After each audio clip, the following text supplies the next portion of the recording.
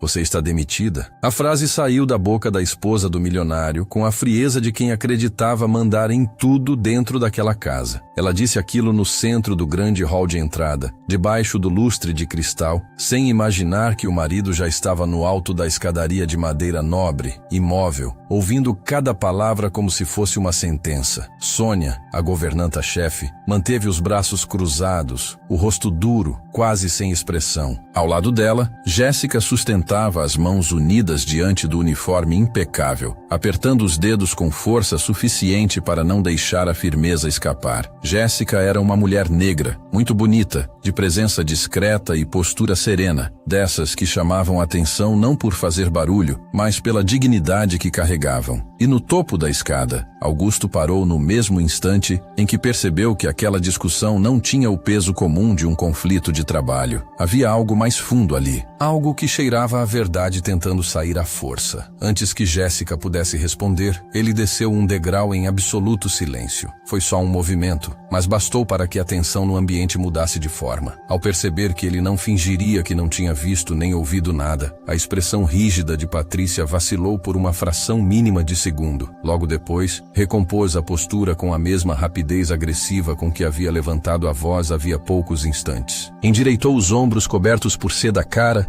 lançou um olhar de cima a baixo para Jéssica, cheio de superioridade gelada, e comentou que estava apenas resolvendo um assunto interno da casa, algo que não exigia intervenção masculina. Mas Augusto continuou descendo, degrau por degrau, sem elevar o tom, sem se apressar, até alcançar o piso de mármore do hall e parar a poucos passos das duas mulheres. Primeiro olhou para a esposa e nos olhos dela viu um fogo frio, nervoso, desesperado. Depois voltou-se para Jéssica. No rosto da funcionária, ele reconheceu uma tensão específica, a de alguém que passou a vida ouvindo demais e falando de menos, sempre com medo do preço de dizer a coisa certa na hora errada. Se é um assunto da minha casa, então merece sim a minha atenção, disse ele. A voz veio calma, mas pesada como uma batida de martelo. Patrícia puxou o ar de forma irregular e respondeu que Jéssica estava ultrapassando limites, metendo o nariz onde não devia, fazendo perguntas completamente fora das atribuições dela e que, por isso, o melhor seria encerrar seu vínculo imediatamente. Jéssica ergueu os olhos enfim, falou baixo, cada palavra medida com uma precisão quase dolorosa. Eu não procurei nada, senhor. Só encontrei uma pasta que tinha caído atrás da mesa do escritório. Quando fui guardar de volta, vi um documento com o nome do instituto.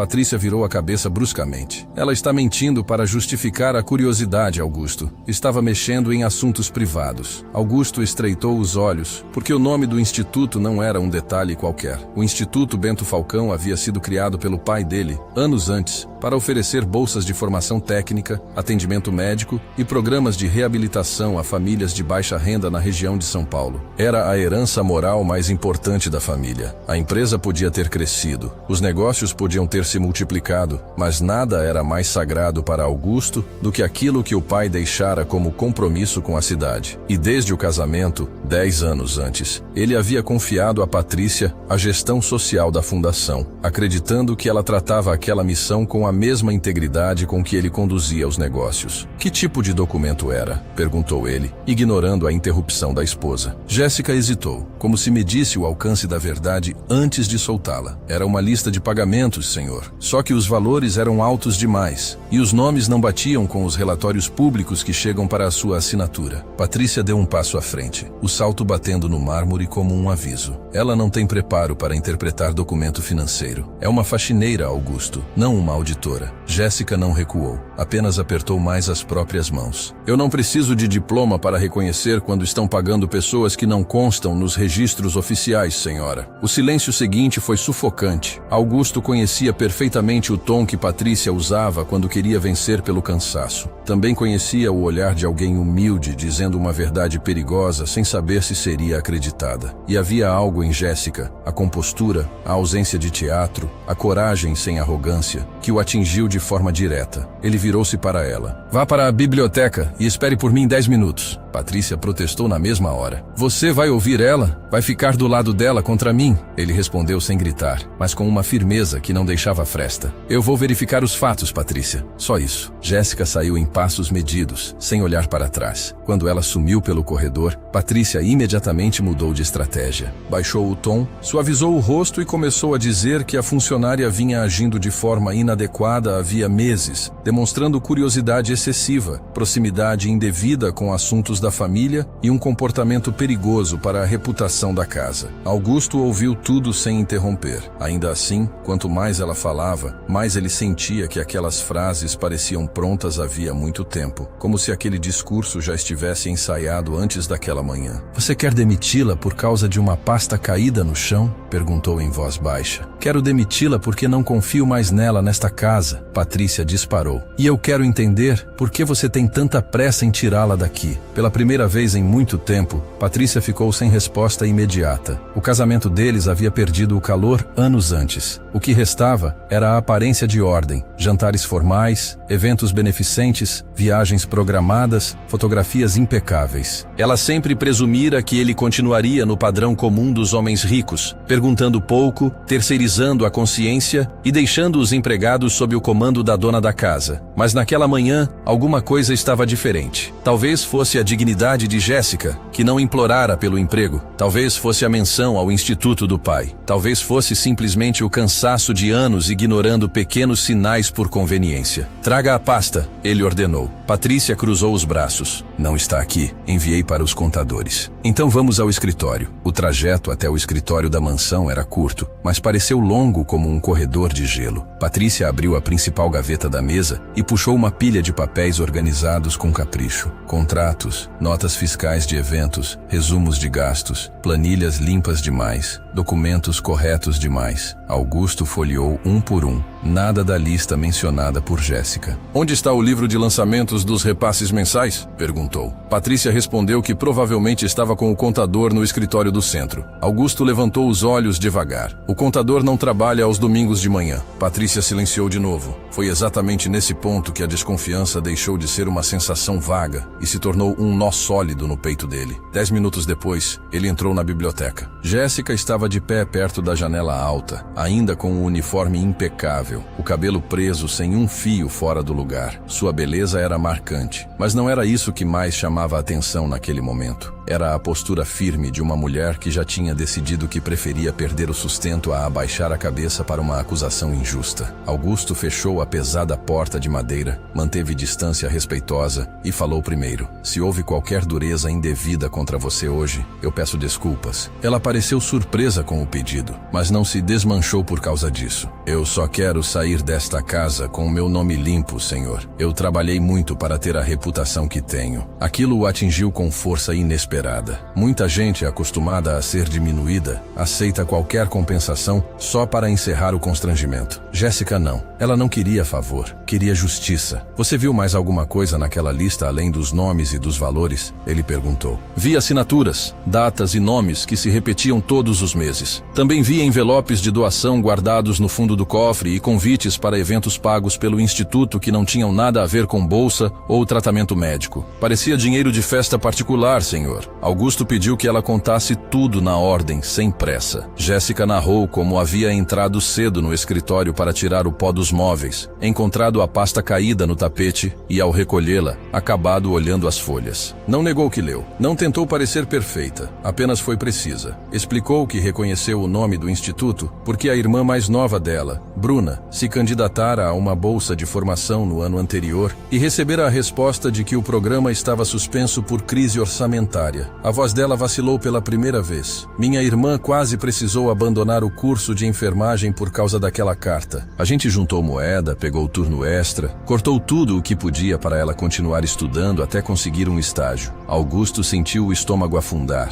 Aquele programa nunca deveria ter sido suspenso. Ele próprio garantira verba suficiente para pelo menos apenas 3 anos de crescimento. Então por que as bolsas haviam sido congeladas? E por que ele só estava ouvindo aquilo agora, de uma funcionária da limpeza? Por que você não veio diretamente a mim quando viu os documentos? Perguntou. Jéssica sustentou o olhar dele pela primeira vez, sem agressividade, só com uma honestidade cansada. Porque gente como eu aprende cedo que o dono da casa nem sempre quer ouvir aquilo que tira a paz dele. A frase era simples e devastadora. Augusto não se ofendeu, porque sabia que ela estava certa. Durante anos ele havia mergulhado em fusões, negociações, expansão nacional. Enquanto isso, as rotinas da mansão e até partes da herança moral do pai tinham ficado nas mãos de uma mulher com quem dividia o sobrenome, mas já não dividia a confiança. Agora, uma funcionária que limpava o chão da casa dele estava lhe dizendo, sem espetáculo algum, o que ninguém do círculo social dele tivera coragem de dizer. Naquela tarde, Augusto ligou para o diretor financeiro da empresa. Ordenou uma auditoria privada e prioritária no instituto e bloqueou temporariamente todas as transferências não essenciais até que houvesse revisão completa. Patrícia soube da medida antes do jantar e foi procurá-lo no escritório, usando aquele rosto calmo demais que ela reservava para os momentos em que sentia o controle escapar. Você está tomando uma decisão gravíssima com base na palavra de uma empregada ressentida, disse. Estou tomando uma decisão com base na falta de respostas que você me deu hoje cedo, ele rebateu. Ela tentou mudar a linha do discurso. Lembrou os eventos de caridade que organizara, as revistas que a elogiaram, os doadores milionários atraídos por sua presença, os jantares beneficentes, os leilões e os anúncios. Augusto ouviu até o fim. Se tudo estiver em ordem, a auditoria vai provar. Se não estiver, eu prefiro descobrir agora do que daqui a 1 ano. Patrícia o encarou por alguns segundos e soltou uma frase que soou como ameaça escondida. Você percebe que não está defendendo apenas uma serviçal, não é? Está atacando a própria família. Ele a olhou com uma objetividade que não usava na vida conjugal havia muito tempo. Hoje eu estou defendendo um legado. O resto depende do que os números mostrarem. Na manhã seguinte, a notícia da auditoria e da tensão na casa já circulava entre os funcionários. Jéssica sentiu a mudança no ar logo ao chegar. Alguns desviavam os olhos. Outros ofereciam simpatia falsa só para colher informações. Uma colega teve a crueldade de perguntar se ela já pretendia arrumar as malas antes de ser posta para fora. Jéssica ignorou os cochichos. Trabalhou até o fim do turno. Assinou a folha com exatas 8 horas. E caminhou até o ponto de ônibus da esquina com o coração pesado, pensando na irmã, no aluguel atrasado, nas contas e na possibilidade de ter cometido o erro de falar. Quando o ônibus dobrou a esquina, um carro escuro parou alguns metros adiante. Augusto desceu sozinho. Não quero atrapalhar sua volta, Jéssica, mas preciso de 2 minutos. Ela hesitou, olhou a rua silenciosa e assentiu. Ele lhe entregou um envelope branco. Dentro havia um documento formal, assinado por ele e pelo chefe do jurídico do grupo, determinando que qualquer medida disciplinar contra ela ficava suspensa até o fim da investigação. Seu emprego não vai ser usado como arma contra você, afirmou. Jéssica leu o papel 2 vezes. Obrigada, senhor. Mesmo a gratidão dela vinha sem servilidade, e Augusto percebeu isso. Minha irmã acha que gente rica resolve todo o problema com cheque, disse ela, guardando o documento na bolsa. Eu falei para ela que talvez alguns ainda resolvam com caráter. Vamos ver quem de nós duas está certa. Pela primeira vez naquele dia, um quase sorriso tocou o rosto dele. Você sempre fala com tanta clareza? Quando estou cansada, sim. E hoje você está cansada? Hoje, senhor. Eu cheguei no meu limite. Ele respeitou a fronteira que ela traçou. Então não vou tomar mais seu tempo. Jéssica deu 2 passos em direção ao ônibus, mas parou e voltou o rosto. Se aparecer mais gente querendo falar comigo em nome dela, posso procurar direto os advogados? Pode. E deve. Ela subiu no ônibus. Os dias seguintes foram brutais para Augusto. Começavam às 6 da manhã e terminavam depois da meia-noite em meio a planilhas, reuniões fechadas e descobertas dolorosas. Uma parte enorme dos recursos do instituto estava sendo desviada por contratos inflados de eventos, honorários de consultoria para empresas de fachada e fornecedores ligados a pessoas do círculo de Patrícia. Não era erro contábil, era roubo. Para Jéssica, os dias eram ainda mais longos. A Além do turno na mansão, ela fazia outras 2 faxinas em prédios comerciais no centro. À noite, cursava contabilidade numa faculdade comunitária. E, quando chegava ao pequeno apartamento onde vivia com Bruna, ainda ajudava a irmã com relatórios do estágio de enfermagem. Augusto só descobriu a dimensão dessa rotina aos poucos. Num dia, viu Jéssica chegar atrasada porque viera correndo de outro trabalho. Em outro, notou um livro grosso de contabilidade saindo da bolsa dela. Depois soube, por meio do jurídico,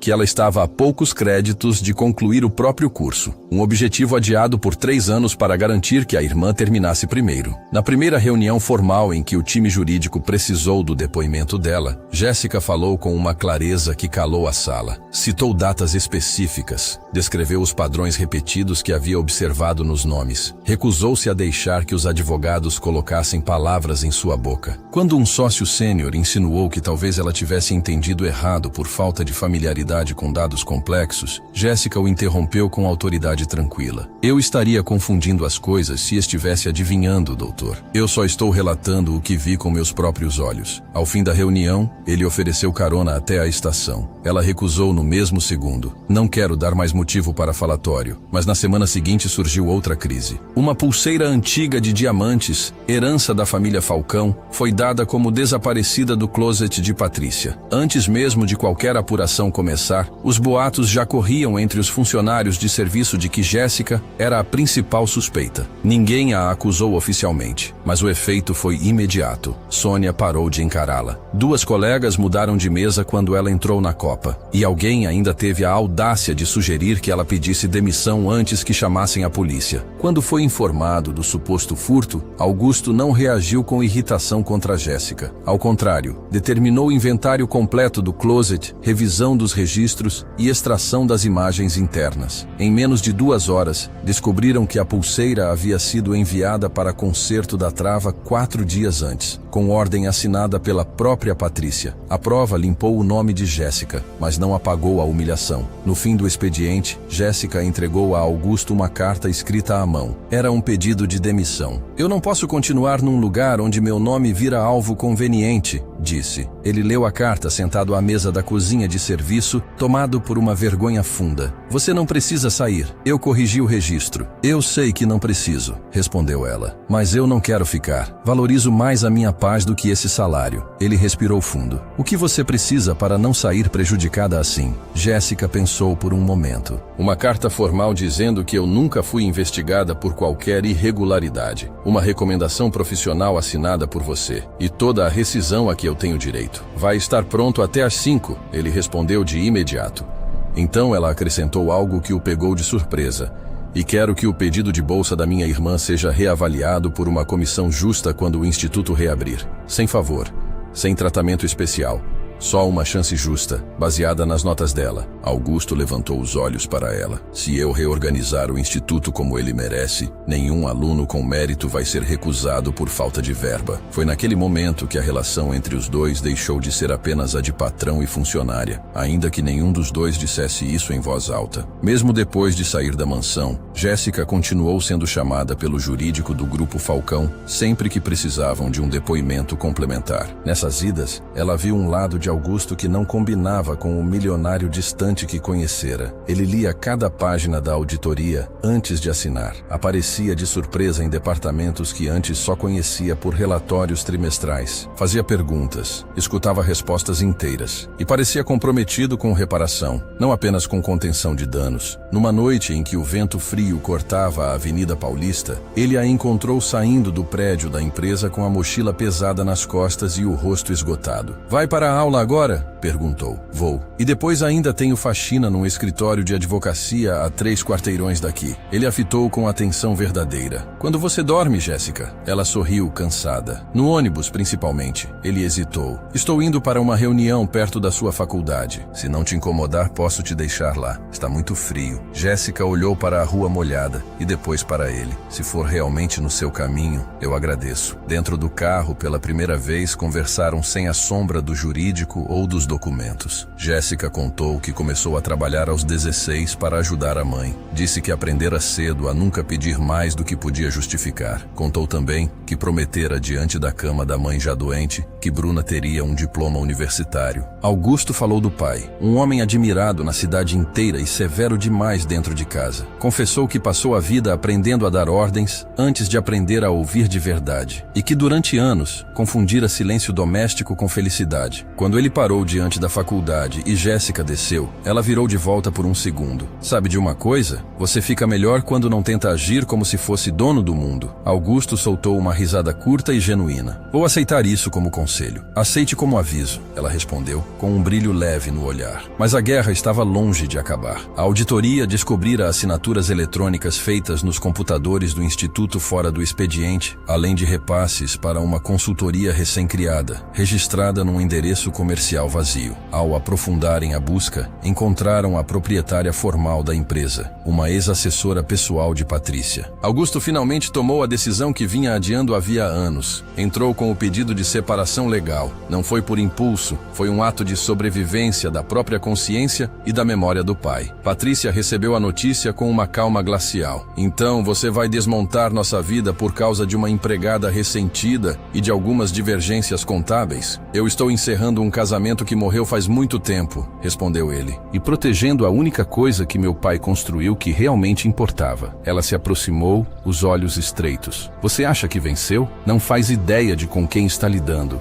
A frase ficou ecoando nele muito depois de ela sair da sala. Não soou como birra, soou como promessa. Na mesma noite, ao deixar o escritório, Augusto percebeu um carro o seguindo por vários quarteirões. Não houve ameaça direta, mas a mensagem era clara. Patrícia ainda tinha cartas para jogar. Na manhã seguinte, Jéssica recebeu uma ligação de número desconhecido. Uma mulher de voz refinada se apresentou como representante dos interesses da família e ofereceu uma quantia alta em troca de um documento assinado em que Jéssica reconheceria ter se enganado sobre a pasta que encontrara. Jéssica desligou sem responder. Depois ligou imediatamente para Augusto. Não saia sozinha por um tempo, ele disse. Eu não preciso de guarda-costas, Augusto. Ela rebateu, embora a voz tremesse levemente. Eu sei, mas preciso que você seja prudente. Ela está desesperada. Poucas horas depois, um portador particular deixou um envelope no apartamento dela. Dentro, havia uma proposta formal de acordo. Era dinheiro suficiente para pagar toda a faculdade de Bruna, concluir o curso de Jéssica e ainda comprar um carro. Em troca, ela deveria assinar um termo de confidencialidade e uma retratação do depoimento. Jéssica leu cada linha na mesa pequena da cozinha. Depois, pegou 2 ônibus até a sede do Grupo Falcão. Entrou no departamento jurídico, passou pela recepcionista e largou os papéis na mesa do advogado-chefe, bem diante de Augusto. O meu nome não está à venda. Os olhos dela brilhavam com uma indignação contida, justa, poderosa. Augusto olhou os papéis e depois para ela. Você não é obrigada a continuar lutando. Isso é muito dinheiro. Eu sou sim, respondeu firme. Se eu aceitar esse dinheiro, vou estar ensinando para minha irmã que a verdade tem preço. E se eu fizer isso, amanhã eles fazem a mesma coisa com outra pessoa. Naquele instante, a admiração dele alcançou um ponto sem volta. Quando a reunião terminou, Augusto a acompanhou até o elevador. Jéssica, ela parou. Você não precisa responder hoje nem no mês que vem, mas eu quero que saiba que o que eu sinto por você não é pena, nem impulso. Ela não desviou o rosto. Eu sei a diferença entre pena e respeito, Augusto. Então me chama pelo meu nome mais vezes. Ela ficou em silêncio alguns segundos, como quem mede o peso daquela proximidade. Está bem, Augusto. Nas 2 semanas seguintes, a auditoria virou um caso praticamente incontestável. A influência de Patrícia sobre o conselho começou a ruir à medida que surgiam mais evidências. Ainda assim, faltava a peça final, a prova de que ela própria ordenara os desvios. Os contratos tinham sido assinados por intermediários. Numa noite de chuva, enquanto revisavam arquivos em uma sala reservada do escritório, Augusto compartilhou essa frustração com Jéssica. Ela tirou os sapatos por um instante, massageando os tornozelos cansados. Se eu soubesse que limpar uma mesa ia me trazer até isso tudo, eu teria respirado fundo antes de entrar naquele escritório. Augusto soltou um suspiro igualmente cansado. Se eu tivesse prestado atenção anos antes, você não teria passado por nada disso. Não coloca tudo nas suas costas.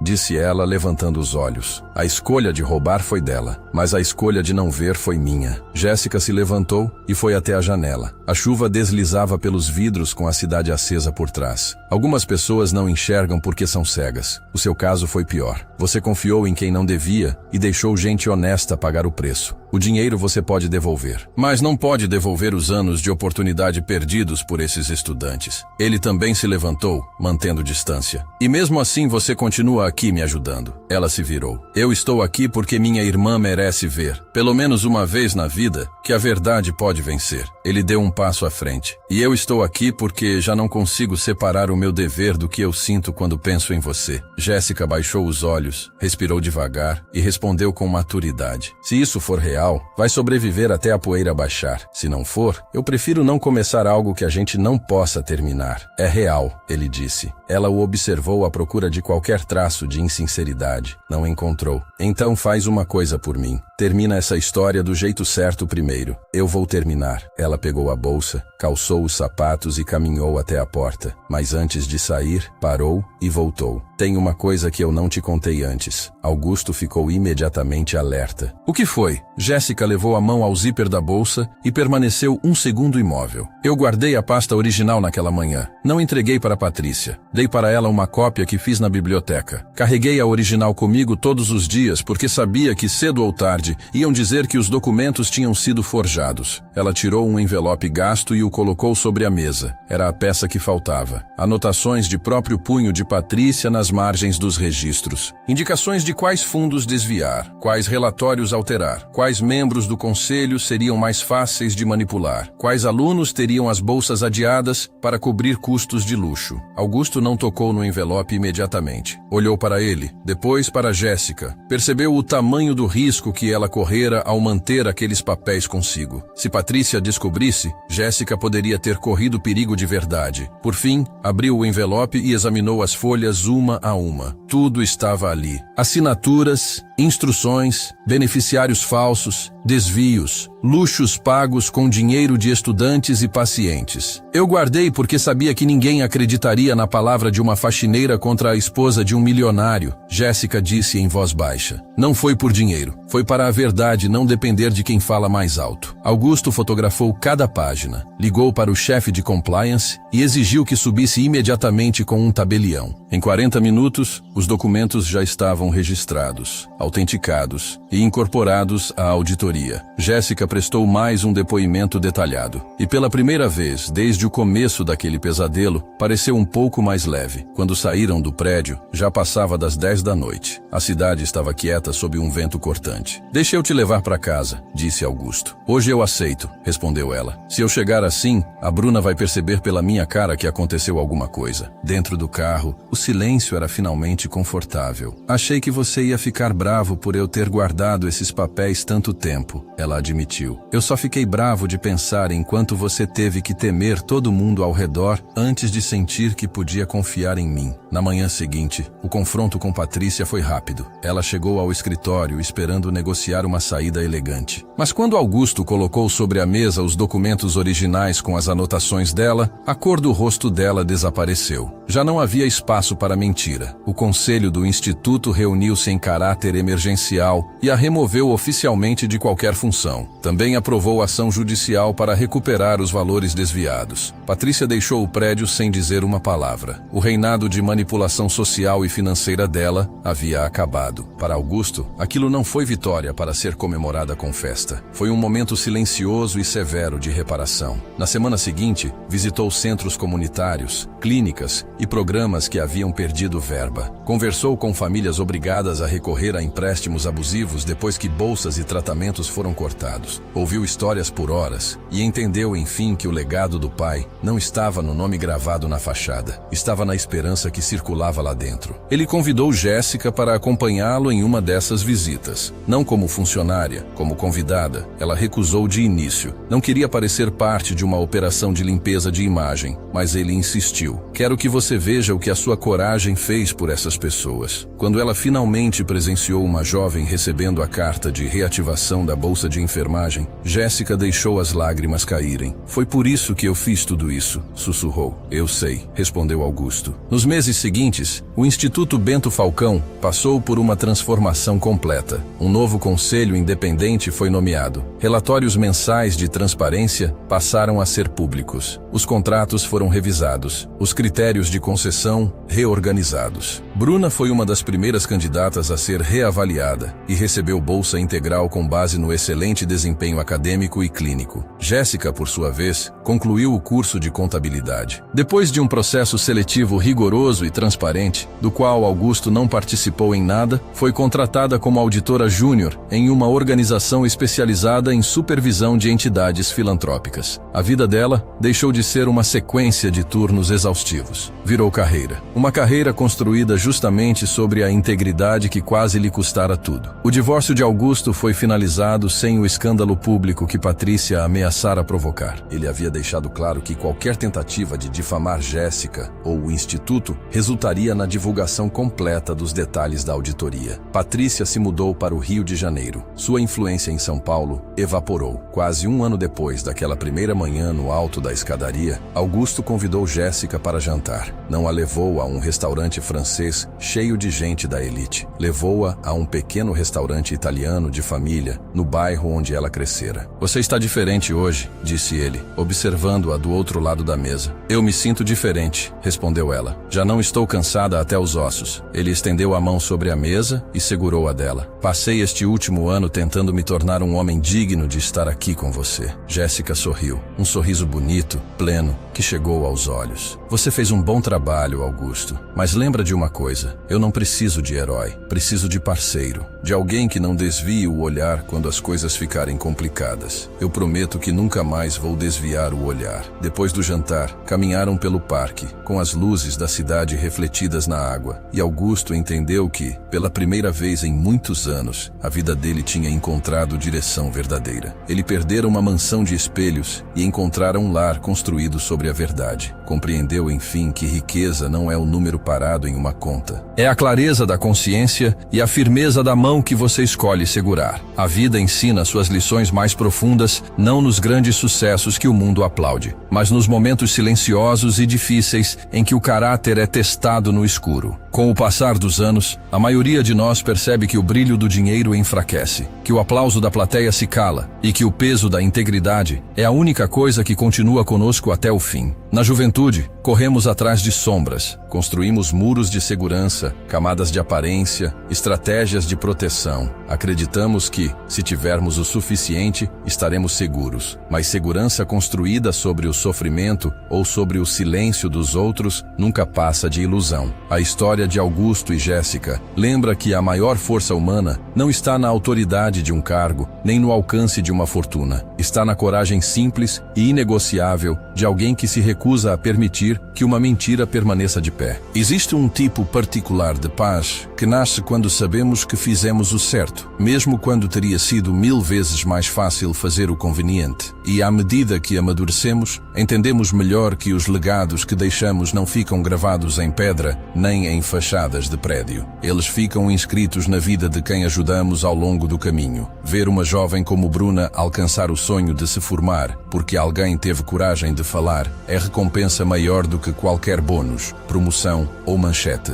Isso nos lembra que todos estamos ligados por fios invisíveis e que, quando protegemos a dignidade da pessoa que limpa o nosso chão, na verdade estamos protegendo algo dentro de nós mesmos. Uma consciência limpa é o travesseiro mais macio em que uma cabeça cansada pode repousar. Nunca é tarde para abrir os olhos. Nunca é tarde para parar de ignorar as pessoas que tornam nossa vida possível. Nunca é tarde para reconhecer que a verdade é a única moeda que nunca perde valor. Às vezes, o maior mestre da nossa vida não é quem tem mais diplomas, mas quem tem as mãos mais marcadas pelo trabalho e o coração mais corajoso. E quando encontramos essa pessoa, não basta ouvi-la. É preciso estar disposto a mudar, porque é nessa mudança que mora a redenção. Dinheiro pode comprar uma casa, mas só a verdade pode transformá-la em lar.